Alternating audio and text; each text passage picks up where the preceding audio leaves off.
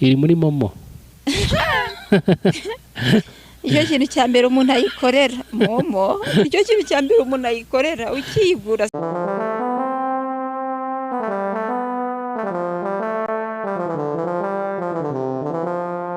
Muganga Clement.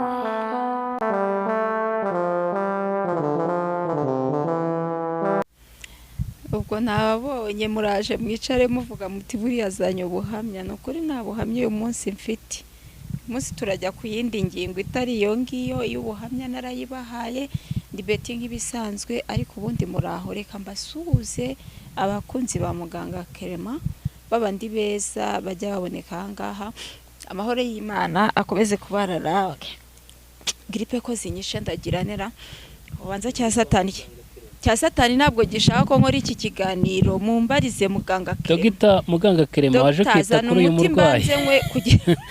Uyu murwayi arakora ikiganiro ararwaye koko kwa kugira ngo muganga. Iki kiganiro kigende neza muganga nabanza mvure. Harya ubundi wafashwe ute? Nicaye mu kiganiro ntangiye kuvuga kwintroduce ikiganiro numva gripe ziramfashe. Guseze ni ibyo bakoresha. Ubwo se umudayimoni? Okay, reka turebe nimba ariko oya Muganga Clement azabyikorere. Komeza ubanza tugezeyo nyine naza araza kukuvura nimenye bituruka. Muganga ntacyahazira aho ndi bubengereje mbese. Araza bamenye niyo byaturutse nago twe twamenye. Okay, uyu munsi reka tuganire abagabo. Umunsi turaganira n'abagabo ku ndwara igifata abagabo, ugasanga umugabo igihe cyose ntabwo akozwe iby'urugo, ukabona ahubwo umutima we urahandi hantu ku gasozi, waragiye uratembera hariya hirya, wibera hariya hirya. Mbese bivuga ngo niyo abonye amafaranga umutima uhita udomaho agahita atekereza umuntu agiye kuyashyira utari uwo mu rugo. Ntago mbyumvise neza ariko bantu mukurikiye Muganga Clement mwe murabyumvise neza ngo umuntu afite urugo ngo ariko ngari hanze ngerega ntago ndimo kubyumva neza ngo yabona amafaranga aho kugira ngo utekereze ko ufite umugore n'abana ugahita utekereza kujya kuyaha abana n'ese ubwo bukorerane. Wabyumvise nibyo nyine tugiye kureba indwara uburwayi. Ubwo n'uburwayi ariko banza abana mugana umuntu abarwaye kuko nge ndumva bitabaho. Urumva se kuyivura iyo ndwara byoroshye? Umva ko muganga avura naza tubwire nibingi yabasha kuyivura. Reka nshyire na telefone hasi numva ibyo agiye kutubwira muganga. Iki kiganiro reka mbabwire, hari abari basanzwe bicara ahangaha ariko umuntu uje ari mushyashya nabanze akore subscribe, akore share, anakomenting kuri iki kiganiro kugira ngo tujye tubana igihe cyose. Ko iki kiganiro ni icy'umumaro ku mugore cyangwa umugabo, ku musore n'inkumi bitegura kubaka urugo.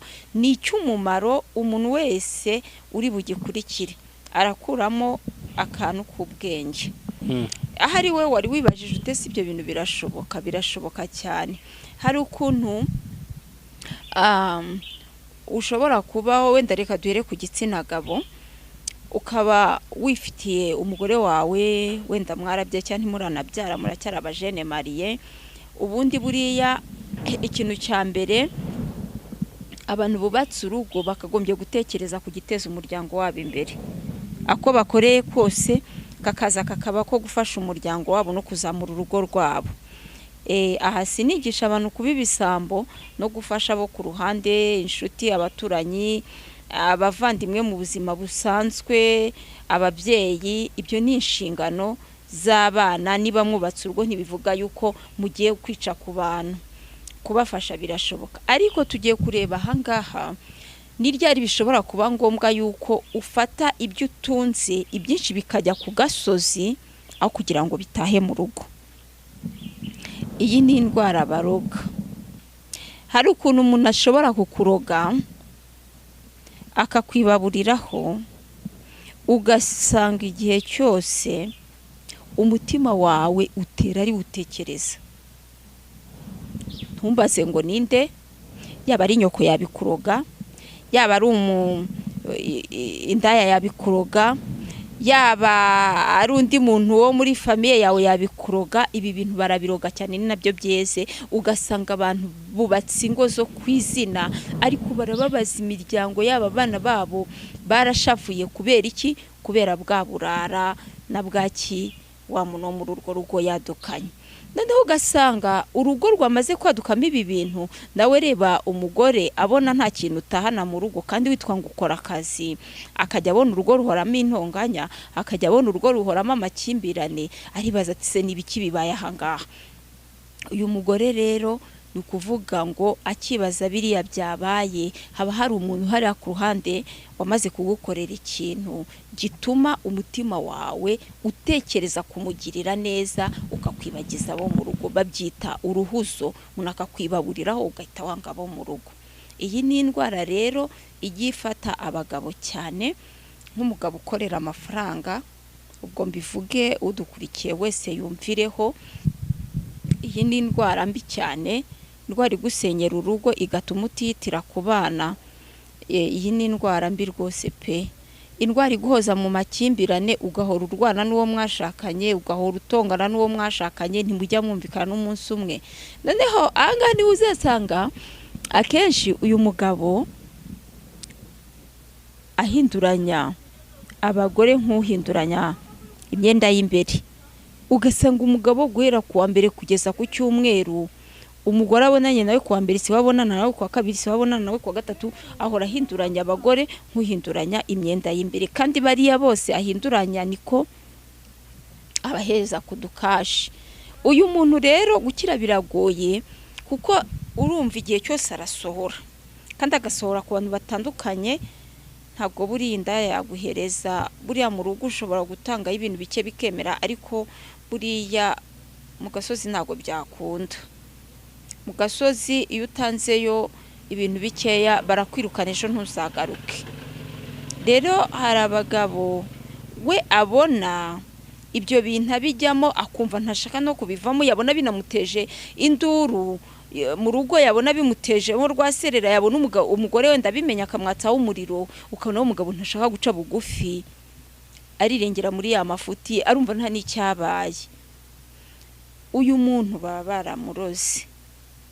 Akenshi rero uzasanga rwa rwango yanga umuryango we, kwa kubihunza, biba ari ikintu baba baramukoreye bakamubangisha.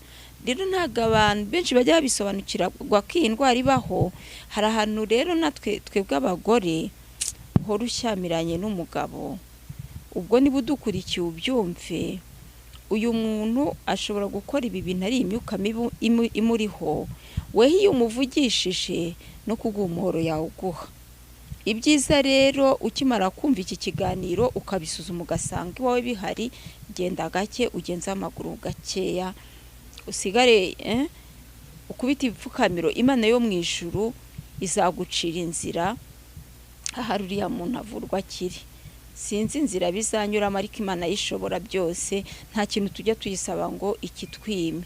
Rero hari abagore yifata agahora hejuru n'imijugujugu. Uyu muntu ntabwo bajya bamuvuga iruhande, kuko iyo umuvuze iruhande waba afite ubugome bwinshi na rwa rwanga kwanga, bitewe n'icyangiro bagushyizeho kugira ngo wakwange. Uyu muntu aba abona umuteye iseseme, ku buryo niyo uvuze aba yumva ahubwo se yakurundaho urutare. Rero aho kugira ngo buri ingo nyinshi hari ukuntu zijya ziryagagurana zikaviramo no kwicana, aho tujya twumva abagore n'abagabo batemanye, buriya ntago aba ari urwango gusa bafitanye, ahubwo haba hari imyuka mibi. Rero birakwiye yuko tukabasha kugenzura iyi myuka ituma twebwe mu rugo rwacu turyana, ituma tutumvikana, ituma tudashyira hamwe. Iyo myuka tukabasha kwigenzura, kuko iyo ukize umuntu ku munzani ukavuga uti umuntu twatangiranye kubaka urugo yarameze gutya, ibi yabikoraga gutya, yabikoraga neza, none yabitezutseho yagiye mu kindi cyiciro, tayari tubona yuko uyu muntu ashobora kuba yaravangiwe. Ikindi uyu muntu uzamubwirwa nuko ari mudakurwa ku ijambo. ibi ngibi barabiroga bakabiroga abagabo, ariko hari n'igihe babiroga abagore. Umugore akaba yabaho ari ntakoreka mu buzima bwe bwose, igihe cyose ari ntakoreka. Uyu muntu rero iyo ari ntakoreka, umugabo akajya akubwira ati ca bugufi bigenze gutya, ukanga guhinduka, kandi mbere mutangirana atari ko wari umeze, hari igihe uyu muntu nawe baba baramushyizemo ya myuka mibi. Twige kubana tutabangamiranye, aho tubona bishoboka, niba bwa bubangamirane bubaye akarande, hazeho kubiganiraho. Ariko ntekereza yuko umuntu warozwe muri ubu buryo no kwicara ngo aganire n'uwo bari kumwe ntibijya byemera. Rero bakunzi biyicano, mwige kandi mumenye kugenzura iyi myuka, umenye uti uyu muntu twatangiranye ari muzima yahindutse mu kanya gatoya, uvuga uti ibyo ari byo byose ararwaye. Kuko umuntu muzima ukiri natirere, nubwo yagwa muri ayo mafuti, niyo umuvumbuye ubona ko aguciye bugufi. Rero urwaye we ahita ashyira hejuru, ahubwo ugasanga ibibazo biravutse, ibibazo bibaye ibibazo. Rero ahangaha tuba turimo kwiga kugira ngo tubashe kubaho, cyangwa se tubashe no kugenzura indwara zimwe na zimwe tugenda turwara, tubashe no kuzivuza igihe biri ngombwa. Dusabe n'Imana nayize ibane natwe, nta bindi bintu byinshi ndi buvuge. Jewe iki kiganiro ndagisubikira aha, nibiba ngombwa nkagaruka kubasura nzabazanira ibindi. Murakoze. Murakoze cyane, Imana ibaho umugisha. Ibiganiro nk'ibi nakagaruka kuri muganga Clement. Ese uyu muntu twakiriye mwifuza kumubona, mwifuza kumuvugisha, twamubona gute? Mboneka kuri nimero 0784 60 50 32. Iri muri Momo. Icyo kintu cya mbere umuntu ayikorera Momo, icyo kintu cya mbere umuntu ayikorera ukiyigura simukadi. Hari igihe wasanga ibyo akubwiye bigukoze ku mutima, ukavuga ati ndifuza gushyigikira iyicano nkanashyigikira Deep 5 TV. Nta kibazo ngo mumira fungo. Imana iguhe umugisha. Murakoze.